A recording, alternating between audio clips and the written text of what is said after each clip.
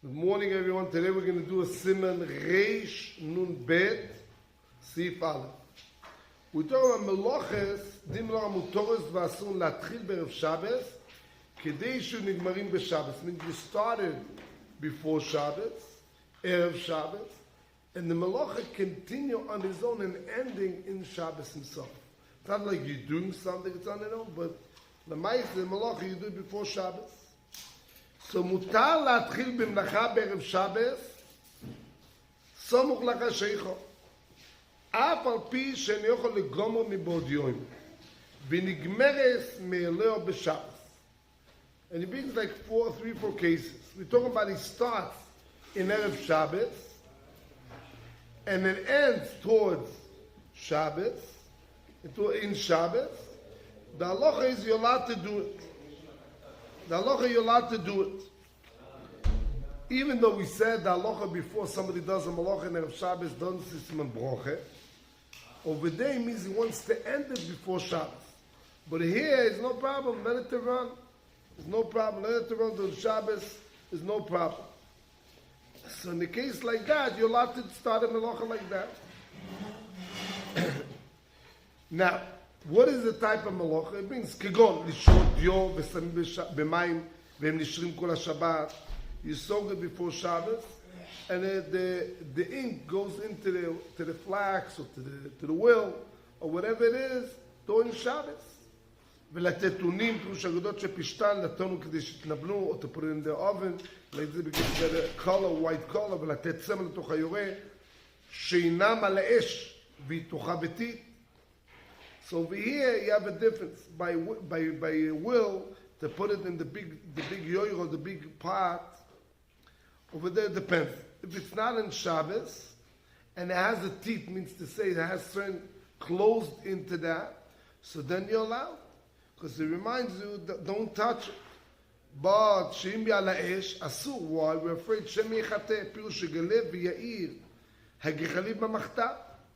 We're afraid maybe he's going to dig with the coals, and when he digs into the coals, what happens? B'oiv what? A malacha of Shabbos, or v'yachad b'gecholim. And what is the chshas? Sometimes you want it to be a better color, like the Mishnah Brurah says. So that's why you want to. We're doing. I did the Siman Reish Nun Bet seif Aleph, 252, number 1. ואפילו אינה לאש, אם אינה תוכה ביתית, אסור. שמייגיז בכף, והמייגיז בגדירה, אפילו אין על האש, חי משום מבש. It means that any of those cases, the minute it does those things, it's forbidden to do in Shabbos. And the reason is what? Every object, we're afraid maybe it's going to be over a malacha in Shabbos. And since we're afraid it's going to be over a malacha in Shabbos, that's why it's awesome. So again, let's just finish the last case and then we'll summarize. ומותר לפרוס מצודות חיה ועופות ודגים שהם נתונים בשבת. You're allowed to put before Shabbos, let's say in the trap for the animals, and then in Shabbos at the traps. ומותר למכור, to put a trap before Shabbos, and the animal during Shabbos can be a trap. It's not considered a malacha of Shabbos. The same thing, מותר למכור לאינו יהודי ולעטינו סמוך לחשיכה ובלבד שיצא מפתח ביתו מבעוד יום. You're allowed to sell to a Gentile and to put it on him before Shabbos. The main thing was you should go out from your house outside of Shabbos. Why? In order that people shouldn't think that the Mishnah says two reasons. One, that the people shouldn't think he told them to take it during Shabbos, or that he sold it to him in Shabbos. So it's like it says, like the Biraloch says Marisai, people see it, they think he did Dil Shabbos. That's it's better he goes out before Shabbos. Hagoy ויש מתירים שיוציא אין יהודי בשבס אם ייחד לו אין יהודי מוקם בבעוד יום בבייס ישראל ויש מחמירים. What happened if he has items in his house before Shabbos? So the din is what? He rents him a place that he gives him a puto, same coin, and he tells him, take this money and buy a corner of the house, or the room where the item is, and then you can take it. then the shouldn't be a problem. So let's summarize what we learned. I just want to mention one thing, yeah? What happened, I'm allowed to do a wash machine before Shabbos, and it goes to during Shabbos. And it ends, when it ends, yeah? Are you allowed to do it or not? Or let's say if you have other things, by showing Shabbat, by doing by a clock, yeah? So over here, the Sholem Meisher says you're allowed to do by showing Shabbat, if you did it, you prepared before Shabbos.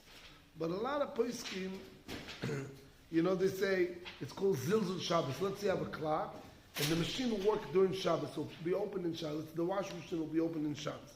People walk, what they see, the washing machine works in Shabbos. If you put it before Shabbos, and it goes, during, everybody knows, you put it before Shabbos, everybody knows that's the way it works.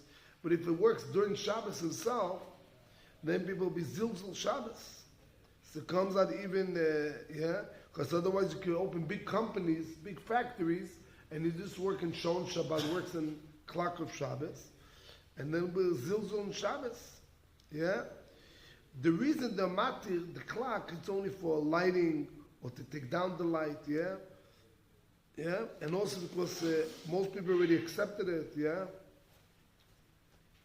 But to run a whole company, that's a shame. Anyhow. What did you say about white in the oven? Okay, so let me tell something. So something, it's good for the flax when it's in the oven. So when you make it the fire, so it becomes more white. The flax, gets better color. That's a better color. When you put the flax, when it's not ready, you put it flax? in the... Yes. It becomes better. So let's summarize what we learned. We divided it to two parts. One part is selling to a Gentile close to Shabbos. So we say that if he put it on his back, or he told him the main thing he should go out of his house before Shabbos, then it's allowed. Yeah? Or let's say he gives him a room, and he does everything before Shabbos, even though he goes out, even though he goes out of his door, but he walks from the street. But the minute since he went out of his house, then it's okay. If we gave him a room, so we say like that, if it's a tough goy, is an alim, so then you matir, yeah, if he was miyachet from a room. But otherwise, it's better not to do it. Only b'makom hefset golu. But if the Gentile is a tough guy, then yesh matir, for sure. What about the goy comes in Shabbos, he takes out the items, so then for sure he could be makel, even though he's not wild. Because if ever he sees, he does it on his own.